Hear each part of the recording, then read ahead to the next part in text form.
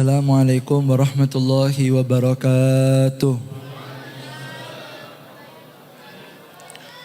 Bismillahirrahmanirrahim. Alhamdulillahi rabbil alamin. Wassalatu wassalamu ala asrafil anbiya'i wal mursalin Sayyidina Muhammadin wa ala alihi wa sahbihi ajmain. Subhanaka la ilma lana illa ma'alamtana innaka antal alimul hakim. Rabbi sahli sadri wa yasiri amri wahlul 'uqdatam min lisani yafqahu qawli. Amin amin ya rabbal alamin. Alhamdulillah, nikmat dari Allah Subhanahu wa taala di malam yang mulia ini bersama-sama kita bisa hadir di Majlis Syariful Mustafa. Semoga amal yang kita lakukan diterima oleh Allah Subhanahu wa taala, dan semoga barokah pengajian yang kita hadiri, yang datang ke tempat ini yang dengan segala niat dan hajatnya semoga disampaikan oleh Allah Subhanahu wa taala. Dan semoga majlis ini menjadi sebab kesalahan, kemaksiatan kita malam ini akan dimaafkan oleh Allah taala. Keburukan kita akan ditutup oleh Allah di dunia sampai di akhirat. Dan yang paling kita harapkan, semoga berkah sholawat yang kita baca dan zikir yang kita baca, semoga menjadi sebabnya usia kita ditutup dalam keadaan husnul khatimah bi khair wal afiyah. Amin ya rabbal alamin. Salawat dengan salam selalu tercurah limpahkan kepada junjungan kita baginda agung Nabi besar Muhammad sallallahu alaihi wasallam. Tak lupa yang kami hormati dan kami takdimi para habaib, para alim, para ulama, para kiai, para ustadz, para tokoh masyarakat, wabil khusus kepada Al-Habib Aidrus wal Habib Abdullah Segab wal Habib Ali Zainal Abidin Ba'bud, dan juga kepada Al-Habib Abdul Ghadir Jailani Ibn Al-Habib Ustadz Ali Zainal Abidin Al-Mahdar wal Ustadz Muhammad Jawad As-Segab, dan semua para asatid, para dewan guru yang hadir. Tak lupa yang sama-sama kita muliakan pengasuh atau khadimul majlis Syariful Mustafa Al-Ustadz Bagus beserta keluarga besar beliau, dan orang-orang yang membantu beliau yang kami hormati dan kami takdimi. Tak lupa kepada orang tua kami, pengasuh Pondok Pesantren Tahfidzul Quran Al-Mubarak Kiai Haji Syuhada beserta anak, keluarga, dan semua orang-orang yang membantu beliau yang kita hormati dan kita takdimi. Kita doakan semoga beliau semua diberikan panjang umur oleh Allah Ta'ala, diparingi sehat wal afiyat zahiran wa batinan. Amin ya rabbal alamin. Dan tak lupa kepada seluruh dewan kepemerintahan yang sudah mendukung dan memberikan izin terjadinya acara ini, dan semua panitia dan masyarakat sekitar, wali santri juga yang semua mendukung. Semoga apa yang panjenengan lakukan dibalas oleh Allah Ta'ala, dan rezeki yang dikeluarkan dilipat gandakan dan diganti oleh Ta'ala. Amin ya rabbal alamin. Dan para jamaah hadirin hadirat muslimin muslimat, para pecinta baginda agung Nabi besar Muhammad sallallahu alaihi wasallam. Hadirin rahimakumullah, alhamdulillah malam ini kita sama-sama bisa berzikir dan bersolawat kepada Nabi kita Muhammad sallallahu alaihi wasallam. Tujuan kita hadir ke Majlis Syariful Mustafa hanya satu, yaitu mendekatkan diri kita kepada Nabi Muhammad sallallahu alaihi wasallam. Kenapa Habib? Naam. Karena kita tahu umur yang Allah berikan kepada kita ini terbatas, Pak. Tidak ada orang hidup selama-lamanya, itu tidak ada. Kalau sudah tiba saatnya kita akan pulang menuju kepada Allah Subhanahu wa taala. Allah mengatakan dalam kitab suci Al-Qur'an, afahasibtum annama khalaqnakum abasan wa annakum ilaina la turja'un. Allah matur di Al-Qur'an, apakah mereka menyangka bahwa kami ciptakan mereka manusia dalam keadaan percuma?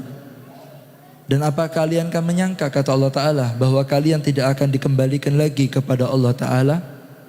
Wa ana ila rabbika muntaha. Ketahuilah puncak kehidupan kita adalah saat kita berdiri bertanggung jawab kepada Allah Subhanahu wa taala. Maka dari itu hadirin rahimakumullah, setelah kita hidup di dunia niki masih ada hidup lagi, Pak. Allah mengatakan dalam kitab suci Al-Qur'an, wa min waraihi barzakhun ila yaumi yub'atsun. Setelah kehidupan dunia niki kita akan ketemu dengan alam yang namanya barzakh. Sing matur barzah iku sinten, Beb? Allah di Al-Qur'an, wa min waraihi barzah. Sampai kapan kita di alam itu, di barzah? Ila yaumi yub'asun, sampai nanti kita dibangkitkan dan tanggung jawab di depan Allah. Jadi hidup niki buatan cuma pertama tok ning dunya, tapi kita ketemu malaikat Israel, hidup lagi. Dan episode kedua setelah dunia niki lebih mengerikan daripada episode yang sekarang ini. Perjalanan kita ini panjang. Kita ini masih panjang perjalanan kita. Makanya Kanjeng Nabi matur, hudizat fa inna safar ba'id, kata Rasulullah. Hei umat, banyak ambil bekal. Karena sebentar lagi panjenengan akan melewati perjalanan yang ba'idun, jauh. Pak, sing matur jauh ini Kanjeng Nabi, Pak. Kanjeng Nabi ini sudah Isra Mi'raj, sudah lihat alam demi alam. Pulang ke alam dunia matur, sing akeh bekale. Perjalanan panjenengan setelah mati masih panjang. Maka dari itu hadirin, dan kita tahu kalau sudah di akhirat tidak ada yang bisa memperselamatkan kita, tidak ada yang bisa memperjuangkan kita kecuali satu, yaitu Nabi kita Muhammad SAW. Maka orang yang dekat sama beliau adalah orang yang selamat, tapi orang yang tidak bertemu Kanjeng Nabi di akhirat adalah orang yang merugi. Maka dari itu Allah Ta'ala dawuh di Al-Quran menceritakan, Allah tuh bercerita bagaimana kejadian tersebut. Allah mengatakan pada hari itu, la yatakallamuna illa man adina lahu rahmanu wa qala sawabah.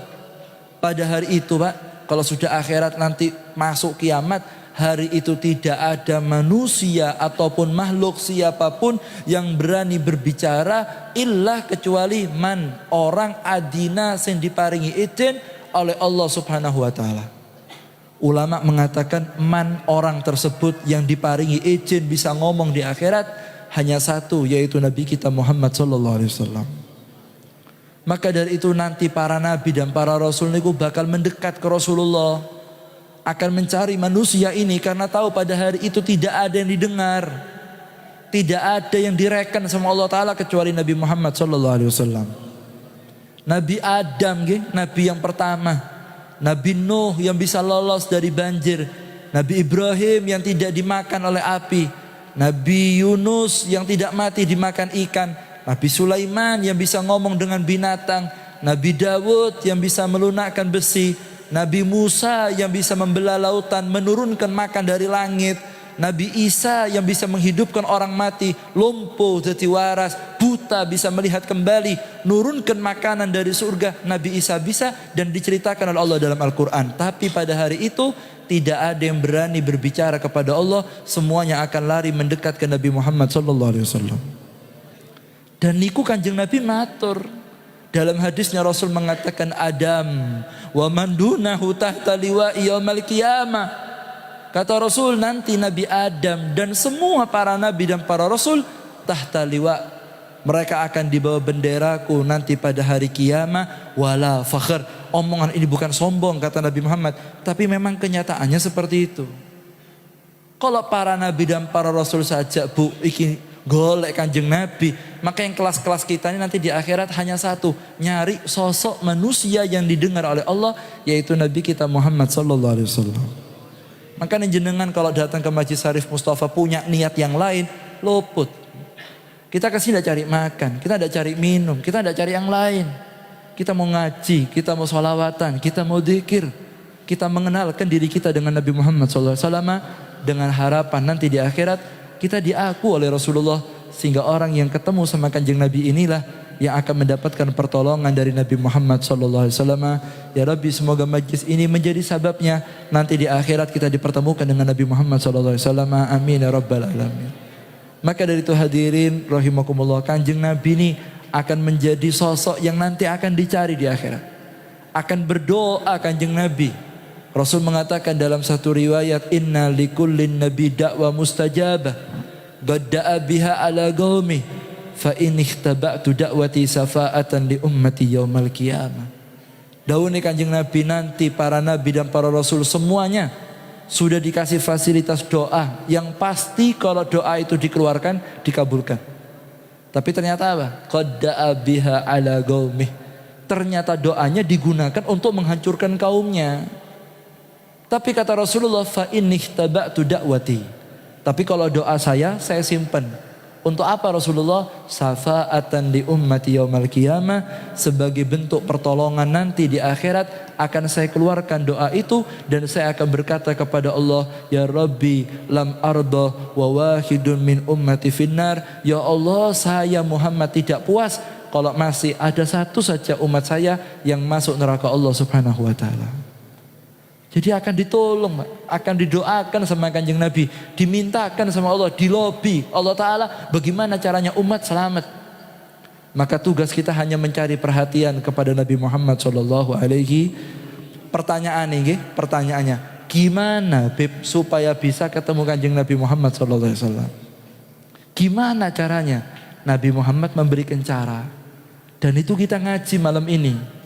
Ketika Nabi Muhammad SAW, beliau dalam keadaan sakit, Pak. Beliau akan wafat. Maka kota Madinah Dajjabil buka. Kota Madinah gempar dengan tangisan ketika mendengar sakitnya Nabi Muhammad SAW. Maka tampak dalam wajah para sahabat ini sedih karena akan ditinggal oleh Nabi Muhammad SAW. Siapa, Pak, yang tidak sedih mau ditinggal Nabi Muhammad ini? Siapa?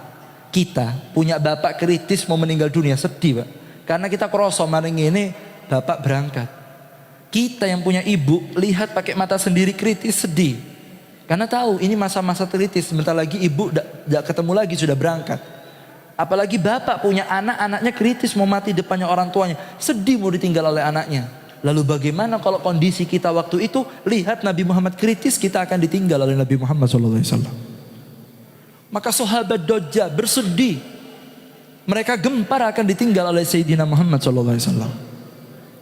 Maka Rasulullah ketika melihat wajah para sahabat yang kebingungan, ketakutan, sedih, bingung mengekspresikan, Kanjeng Nabi mengatakan, la tahzan, sahabat jangan sedih. Memang dunia ini tempatnya perpisahan, kata Rasulullah. Tidak ada kita kawin sama istri, ya salah satu, Pak. Kalau tidak kita yang ninggalkan nyonya, ya nyonya ninggalkan kita. Kita punya anak, ya bisa jadi kita ninggalkan anak, atau anak mungkin berangkat lebih dulu dari kita. Dunia ini tempatnya perpisahan, tidak ada yang utuh, itu tidak ada. Mesti salah siji budal disean. Kata Rasulullah, begitu pula saya sama kamu, tidak bisa terus-terusan di dunia. Memang dunia ini programnya tidak bisa langgeng, mesti pedot. Mesti akan tiba masanya kita berpisah, kata Rasulullah. Tapi Nabi Muhammad mengatakan, wa inni faradtukum alal haud. Jangan sedih, karena saya nunggu kamu ada di telaga Haud. Kita akan ketemu lagi di sana. Wa akhbir, kasih kabar orang di belakang kamu, orang Cangean, Genteng, Banyuwangi, Ketapang, kabeh sampai hari kiamat, kasih kabar tak undang ketemu nanti di telaga Haud, kata Rasulullah SAW. Lalu Kanjeng Nabi Muhammad matur apa? Beliau mengatakan, inni taraktukumus tsaqalan ma in tamassaktum bihima lan tadillu ba'di abadah. Kata Rasulullah, tidak usah khawatir, sebentar lagi kamu saya akan tinggal, lalu kamu akan menghadapi zaman yang mengerikan setelah kepergianku. Aku tinggalkan dua pusaka. Ma in tamassaktum bihima. Kalau kamu pegang dua pusaka ini, dua alat yang sudah ditinggal oleh Kanjeng Nabi Muhammad SAW, lan tadillu ba'di abada, kamu tidak akan pernah tersesat setelah kepeninggalanku. Fa inna latifal khabiri anba'ani, karena Allah memberikan kabar kepada saya, fa innahuma lam yaftariga hatta yarida alayyal haud. Karena orang yang punya dua pusaka ini maka tidak akan terpisah sampai ada di telaga Haud perjumpaan denganku, kata Nabi Muhammad SAW. Jadi cukup dua ini sampai pegang, masuk kelompok. Maka sahabat tanya, apa itu Rasulullah dua itu? Yang pertama, daun Kanjeng Nabi, yaitu adalah kitabullah, adalah kitab suci Al-Qur'an. Apa daun Kanjeng Nabi? Hablun mamdudun minas sama. Al-Quran itu tali yang Allah turunkan, diulur dari langit ke bumi. Anzalahu liyurfa'ah, diturunkan untuk mengangkat derajatnya orang yang baca Al-Quran. Sengaja Al-Quran itu dimampirkan di alam dunia sebagai mukjizat paling hebatnya Nabi Muhammad. Kenapa? Karena mukjizat ini bisa dirasakan oleh umat ila yaumil qiyamah. Kanjeng Nabi belah bulan, Pak. Siapa yang bisa melihat Rasulullah belah bulan? Ya cuma sahabat waktu itu. Kanjeng Nabi ini makanan sedikit bisa jadi banyak. Siapa Beb yang bisa merasakan? Yang hidup zaman itu. Kanjeng Nabi ini bisa ngobati orang sakit jadi waras. Siapa yang merasakan? Yang bersangkutan. Kanjeng Nabi ini pernah ngomong sama unta, diselametno unta, menjangan diceomong, yang bisa menyaksikan itu siapa? Sahabat yang ada ketika itu. Lah kita yang tidak ada di zaman itu tidak bisa merasakan karena kita tidak ada di zaman itu. Tapi Allah tinggalkan satu kitab yaitu Al-Quran, ila yaumil qiyamah bisa merasakan manfaatnya sehingga Al-Quran menjadi mukjizat terbesar daripada Nabi Muhammad SAW. Maka orang yang berpegang teguh dengan Al-Quran ini akan diangkat derajatnya. Bahkan derajat kita di surga tergantung berapa banyak ayat yang kita baca daripada Al-Quran. Allah menganti dikatakan nanti ketika orang-orang itu masuk surga, maka akan dikatakan naik, ikra waraggi warattil kama kunta turattil fid dunya. Baca, naik, tartillah kamu seperti mana dulu kamu tartil di dunia. Fa inna manzilataka inda akhir ayati taqra'uha. Karena derajat kamu di surga tergantung berapa banyak ayat Al-Quran yang kamu baca di dunia. Jadi Al-Quran yang kita baca niku akan jadi derajat di surga. Maka pegang Al-Quran, hidupkan kembali nuansa Al-Quran, hidupkan kembali ajaran Al-Quran yang merupakan metode pendidikan Allah kepada Nabi Muhammad SAW. Maka Nabi Muhammad mengatakan, adabani Rabbi fa ahsana ta'dibi. Saya niki dididik sama Allah. Maka pendidikan Allah itu yang paling terbaik.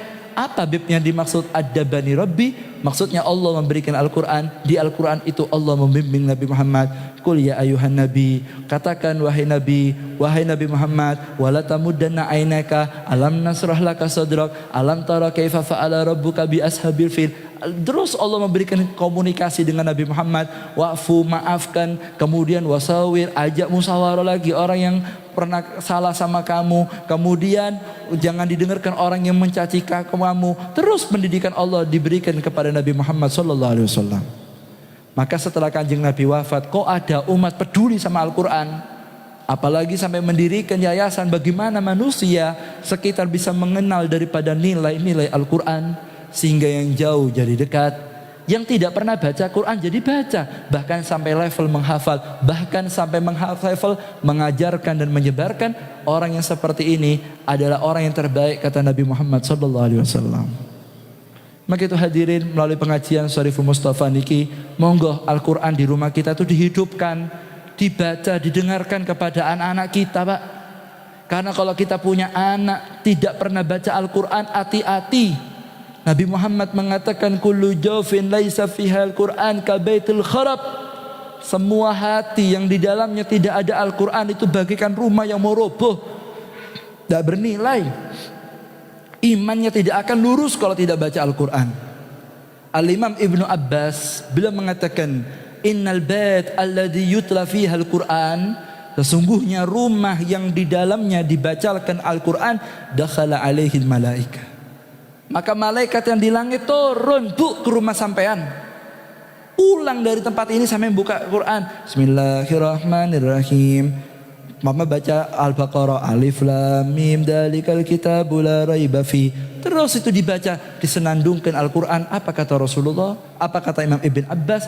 Malaikat yang ada di langit turun ke rumah sampean. Para ulama menjelaskan kenapa malaikat turun ke rumah kita saat kita baca Al-Quran. Karena malaikat tidak punya amalan baca Al-Quran. Malaikat sujud, malaikat rukuk, malaikat dzikir, tapi malaikat tidak baca Al-Quran. Sehingga ketika ada umatnya Kanjeng Nabi baca Al-Quran, malaikat turun karena rindu ingin mendengarkan kalam Allah Subhanahu wa ta'ala. Sehingga rumahnya berkah. Kalau sudah malaikatnya masuk, keluar setan. Wa wasi'a bihi ahlu, rumah tangganya diparingi jembar. Jembar pikirannya, jembar keharmonisannya, jembar rezekinya, jembar kesehatannya, jembar semuanya. Wasi'ah, akan lebar semuanya. Tapi sebaliknya, wa innal bait alladzi lam yutla fihi al-Qur'an, rumah yang di dalamnya tidak dibacakan Al-Qur'an, maka rumah itu akan dimasuki oleh setan. Secara otomatis malaikat tidak akan mendekat ke rumah yang tidak dibacakan Al-Quran. Kalau sudah setan masuk, malaikat menjauh, dhaqa bihi ahluh, maka rumah tangganya akan sempit, akan banyak permasalahan-permasalahan ketika rumah itu dijauhkan daripada nilai-nilai Al-Quran yang merupakan wahyu Allah yang dihadiahkan kepada Nabi Muhammad SAW. Makanya kalau sudah Al-Quran itu hilang, Pak, hilang dari rumah kita, oh kiamat. Positif kiamat, sudah hancur rumah kita. Tapi kalau rumah tangga itu masih dibacakan Al-Quran, bapaknya masih baca Al-Quran, ibunya baca Al-Quran di depan anaknya, sehingga anak itu menyontoh. Maka jangan ngomong kalau baca Quran pelan-pelan. Enggak, kalau baca Quran yang keras di rumah. Biar anaknya yang di kamar main HP dengar bacaan sampean. Biar istri yang lihat TV dengar bacaan Al-Quran sampean. Biarkan anak yang sibuk dengan belajar sekolahnya, telinganya dengar bacaan kita. Sehingga mereka akan terbiasa dengan pendengarannya, suatu saat akan terpanggil hatinya untuk baca juga. Jangan kalau rokokan yang ngarepe anake, cangkruan yang ngarepe anake, gak kelambian ambek kopi ngarepe anake. Tapi waktu baca Quran dalile edeng-edengan, bebatan banterno cek ini krungu. Kalau baca ratib yang keras, baca zikir yang keras di rumah, biar lihat anaknya. Karena Habib Abu Bakar beliau mengatakan li'anna nadhar ma huwa kas-sama'. Apa yang dilihat oleh anak kepada orang tua tidak sama seperti yang didengar. Li'anna nadhar yasilu ilal qalb. Karena yang dilihat oleh mata akan membekas kepada anak-anak kita. Melihat ayahnya ngaji, melihat ayahnya baca Al-Quran, akan membekas dalam pikirannya anak itu, sehingga di masa depan anaknya akan cinta Al-Quran. Gara-gara apa? Setiap hari menyaksikan orang tuanya baca Al-Quran ada di rumahnya. Dan itulah puncak keberkahan, kata Nabi Muhammad SAW. Mugi-mugi diparingi selamat Allah Ta'ala. Enggak nih monggo, Al-Quran itu cuma dipajang ning omah tok. Ketika kita ini tidak baca Al-Quran, bukan kita Pak, sepurone. Dalam kitab Tibyan, Al-Imam An-Nawawi radhiyallahu an beliau menjelaskan, ketika ada orang yang tidak baca Al-Quran, bukan orang itu yang tidak mau baca. Jangan-jangan Allah yang tidak kepingin orang itu baca Al-Quran. Apalagi yang hafal Al-Quran, tidak boleh ngomong nasitu, saya lupa Al-Quran, tidak boleh. Bukan adab, bukan sampean melupakan Al-Quran, tapi kita menggunakan naibul fa'il, kita yang dilupakan oleh Al-Quran. Makanya Nabi Musa matur, Nabi Musa matur sama Allah Ta'ala, ya Rabbi dullani ala ahabi abdi ilaik. Ya Allah, tunjukkan siapa hambamu yang kau paling cintai. Maka Allah mengatakan ke Nabi Musa alaihissalam, ya Musa, idza ra'aita abdi dzakarani fa inni adintu fa inni uhibbuh. Kata Allah Ta'ala, Musa, kalau kamu lihat ada umat saya wiridan, ngaji, kalau bahasa kita sekarang mungkin baca Al-Quran, fa inni adintu fa inni uhibbuh.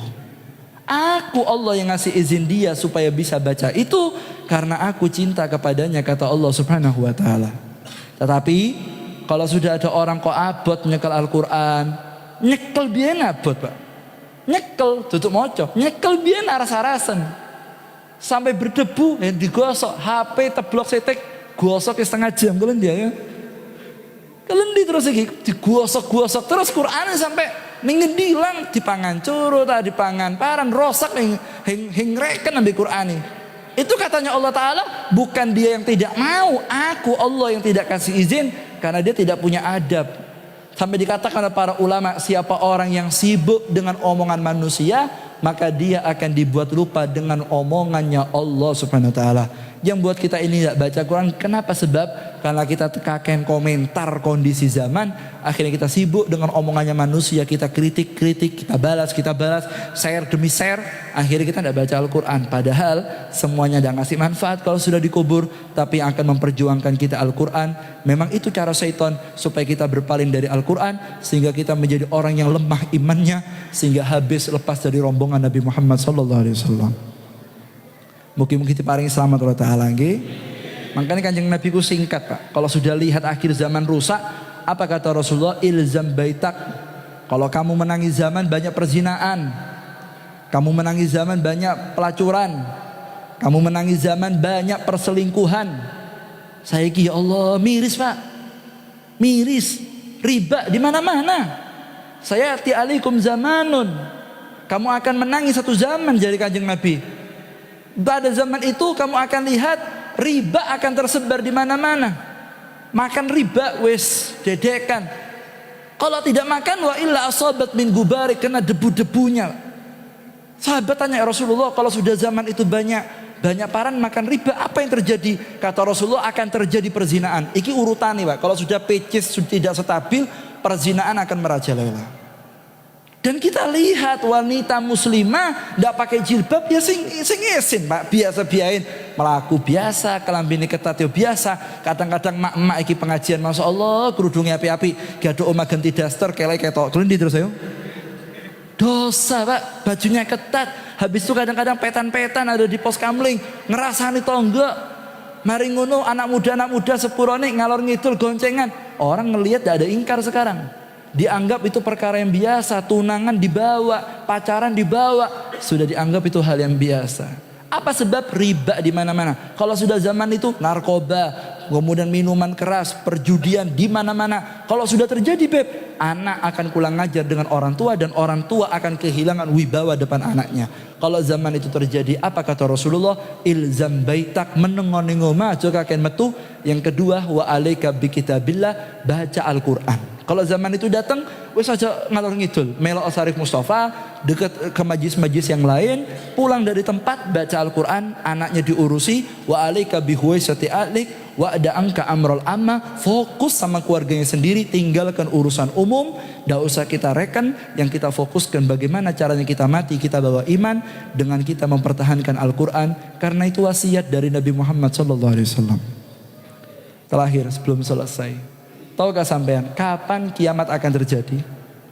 Kiamat terjadi itu Pak, kata para ulama, termasuk kabar yang disampaikan oleh Rasulullah SAW, kiamat itu akan terjadi kapan? Nanti Al-Quran akan dihilangkan oleh Ta'ala. Al-Quran akan hilang. Jadi kalau sudah mau kiamat tuh Pak, Al-Quran itu gak ada tulisannya. Tidak ada tulisannya Al-Quran, tidak ada. La fi sudur wa la fi sutur. Orang yang hafal Al-Quran lali, baca Fatihah boten saged Pak. Kemudian fisutur, tulisan Al-Quran, mau itu yang di HP mungkin bahasa kita, atau yang di koran, di lembaran, di majalah, apalagi yang ditercetak-cetak itu akan hilang tulisannya. Sehingga manusia tidak ada yang bisa baca Al-Quran. Zaman itu tidak ada wali, karena selama Al-Quran itu masih ada tulisannya, berarti di dunia ini masih ada wali. Karena wali itu yang menghidupkan nilai Al-Quran. Kalau sudah tidak ada Al-Qurannya beb, tidak ada wali. Kalau sudah tidak ada wali, tidak ada orang soleh, acur dunia. Kalau sudah seperti itu hancur. Makanya pusaka yang kedua apa? Wa itrati ahli baiti, keluarga saya. Kenapa? Karena orang yang paling tahu persis praktek Al-Quran yaitu Nabi Muhammad. Yang tahu persis yaitu orang yang tinggal satu rumah dengan Nabi Muhammad, yaitu keluarga Nabi Muhammad SAW. Saya mau tanya sama jenengan. Jenengan ini siapa yang kenal sampean ini siapa? Saya sama sampean ketemu saya. Oh, Habib Ahmad, wong Ketapang. Sampean ketemu saya waktu pidato, Pak. Iki mik tak delek, aku munggah motor mulai. Yang tahu saya siapa? Ya istri sama anak yang di rumah yang kumpul sama saya setiap hari. Orang di depan sama di belakang bisa kelihatan beda, saudara. Yang tahu persis kita yang kumpul satu rumah. Sehingga yang lebih kenal dengan kita siapa? Ya orang yang kumpul sama kita. Makanya yang berani ngomong Kanjeng Nabi itu akhlaknya Quran siapa? Istrinya. Yang berani memuji Rasulullah dengan firman Allah Ta'ala, wa innaka la'ala hulukil adim. Ketika ditanya A'rabi bagaimana akhlak Rasulullah, ditantang suruh cerita dunia tidak mampu, dibalas sama Sayyidina Ali, Nabi Muhammad ku adim. Siapa Sayyidina Ali? Mantu nih Kanjeng Nabi, orang dekat Nabi Muhammad. Mereka yang melihat bagaimana Rasulullah mempraktekkan Al-Quran dalam kehidupannya. Maka kalau sudah dua ini kita punya, kita baca Al-Quran, lalu kita mendekat kepada ulama ussalihin, para habaib, para kiai yang mengerti cara tertib daripada praktek Al-Quran itu sendiri, maka kita akan dikasih keselamatan oleh Allah Ta'ala. Selama Al-Quran tidak hilang di rumah kita, maka tidak ada kiamat dalam rumah tangga kita. Sebagaimana dunia akan hancur saat Al-Quran hilang, begitu pula rumah tangga, kehidupan kita akan hancur saat kita sudah menjauh dari Al-Quran. Panjenengan yang sambat keuangan repot, panjenengan yang sambat pekerjaan repot, panjenengan yang sambat utangnya tidak mari-mari, panjenengan yang sambat rumah tangga tidak nemu harmonis, panjenengan yang sambatan anaknya tambah tuwek tambah mokong beb. Jawabannya hanya satu, kembali ke Al-Quran. mendekat ke orang soleh. Selama Al-Quran masih ada di tengah-tengah kita, tidak akan terjadi kiamat. Sebagaimana dunia tidak akan hancur selama masih ada Al-Quran. Jangan hilangkan Al-Quran di rumah kita, karena itulah cara yang diajarkan oleh Nabi kita Muhammad SAW. Kita berdoa di majlis ini, semoga berkah majlis Syariful Mustafa ini, pulang dari tempat ini, dan berkah daripada pondok pesantren Al-Mubarak, semoga menjadi sebabnya kita menjadi pecinta Al-Quran, zahir dan batin kita. Amin Allahumma. Sebagai penutup Pak, ada pengalaman pribadi. Dulu saya mondok di Pasuruan, di tempat guru kami Sayyidi Ustaz Taufik bin Abdul Qadir As-Segaf. Kebetulan waktu itu saya ngaji di bagian Al-Quran, kita tahfidz ada di sana. Guru saya itu ngomong seperti ini, Pak. Panjenengan ini ngomong sama saya satu kelas, ngomong begini, antum ini ada di kelas ini gara-gara punya bapak sama ibu yang cinta Al-Quran, sehingga cintanya bapak sama ibu sama Al-Quran itu diwujudkan di anaknya. Maka itu sampean, ini ada Ma'had Al-Mubarak. Ini Masya Allah salah Muhammad, tidak semua tempat punya pondok tahfidz. Ini ada di tengah-tengah kita sekarang. Kalau jenengan memang gagal menghafal Al-Quran, Bib, kalau saya suruh ngapal Al-Quran gak nutut. Ya gak nutut Pak, kakek cicilan ini gak nutut nggih. Kondi cicilan sepeda, cicilan sotil, saiki wajan dicicil saiki mak-mak iya. Kabeh cicilan, bedak cicilan saiki. Ngono kon ngapal Al-Quran, Yasin bulet yang karu-karuan wis gak nutut. Terus gimana Bib? Cinta. Jenengan buktikan cintanya panjenengan dengan Al-Quran dengan membaca dan dekat kepada orang yang mengamalkan Al-Quran, sok ben. Kalau tidak jenengan anak sampean. Kalau tidak anak sampean, cucu sampean akan ada hafal Al-Quran. Kalau sudah punya keturunan hafal Quran, Beb, orang tuanya dan keluarganya akan mendapatkan syafaat daripada keluarga yang berhasil menghafal Al-Quran. Dan itu tidak mungkin muncul kecuali dari kita dulu yang karep, sehingga nanti salah satu generasi kita akan Allah takdirkan menjadi orang yang cinta dengan Al-Quran. Dan inilah takdir yang sudah Allah ajarkan kepada Nabi Muhammad SAW. Semoga berkah majlis ini derajat kita diangkat Ta'ala. Ya Rabb, semoga pulang dari tempat ini yang tidak baca Al-Quran, semoga menjadi baca Al-Quran. Dan semoga Allah terus istiqomahkan kita duduk dengan orang-orang yang mengerti praktek daripada Al-Quran. Ya Rabbi, munculkan dari generasi kami nanti di masa depan orang yang cinta dengan Al-Quran. Ya Rabbi, fitnah zaman kami saksikan. Berapa banyak kemaksiatan di luar sana ya Rabb. Mana lagi fitnah antara habaib dengan kiai, dengan segala fitnah, apalagi di musim politik, dengan segala omongan yang tidak nyaman ya Rabb. Semoga semua fitnah yang kita lihat, jadikan kami orang yang cinta dengan Al-Quran ya Allah. Jadikan kami orang-orang yang tidak terlalu banyak mendengarkan kabar yang tidak perlu ya Rabb. Istiqomahkan kami di jalan para as-salafun as-salihun. Ya Rabbi, semoga berkah majlis ini diangkat semua bala oleh Allah Ta'ala, segala penyakit diangkat oleh Ta'ala, dan semoga pengasuh pondok pesantren Al-Mubarak diberi kesehatan oleh Ta'ala, keluarga besar beliau mendapat keberkahan dari Ta'ala, dan semoga wilayah ini mendapat keberkahan daripada Al-Quran, dan semoga kedatangan para habaib, para kiai, para guru, khususnya khadimul majlis Syariful Mustafa, semoga dengan datangnya majlis ini di wilayah ini mendapat keberkahan dari Ta'ala, masyarakatnya dirubah menjadi orang yang cinta dengan Al-Quran. Semoga yang tidak sholat menjadi sholat, yang tidak puasa Ramadan dibuka hatinya oleh Allah Ta'ala, bertambah usia semoga semakin soleh. Ya Rabbi, maafkan dosa kita semua yang hadir di majlis ini ya Rabb. Tutup aib kami di depan guru kami ya Allah. Tutup aib kami di depan orang tua kami ya Rabb. Jangan laporkan dosa kami kepada Nabi Muhammad. Ya Rabbi, kami capek bermaksiat ya Rabb. Berikan kami kemampuan mengendalikan nafsu kami ya Allah. Berikan kami kekuatan ya Rabb. Berikan kami keselamatan dunia akhirat. Esok lusa akan hadir Khal Syekh Abu Bakar bin Salim. Semoga yang hadir di majlis ini ditakdir bisa bertemu dengan Al-Imam Syekh Abu Bakar bin Salim, bisa hadir di tempat beliau duduk dan menghadiri acara tersebut, dan majlis-majlis yang lain. Semoga kita diberikan kesempatan oleh Ta'ala, dan semoga berkah majlis ini kita mohon kepada Allah Ta'ala apabila tiba saatnya wafat, semoga Allah ambil usia kita dalam keadaan husnul khatimah bi khair wal afiyah, amin ya rabbal alamin. Wa ala kunya salihah. Al-Fatihah. Bismillahirrahmanirrahim. Iyyaka na'budu wa iyyaka nasta'in ihdinas siratal mustaqim siratal ladzina an'amta 'alaihim ghairil maghdubi 'alaihim waladdallin. Amin. Mugi-mugi kita ilmu yang barokah, manfaat. Kurang lebihnya saya mohon maaf. Ada minni wala faminkum. Assalamualaikum warahmatullahi wabarakatuh.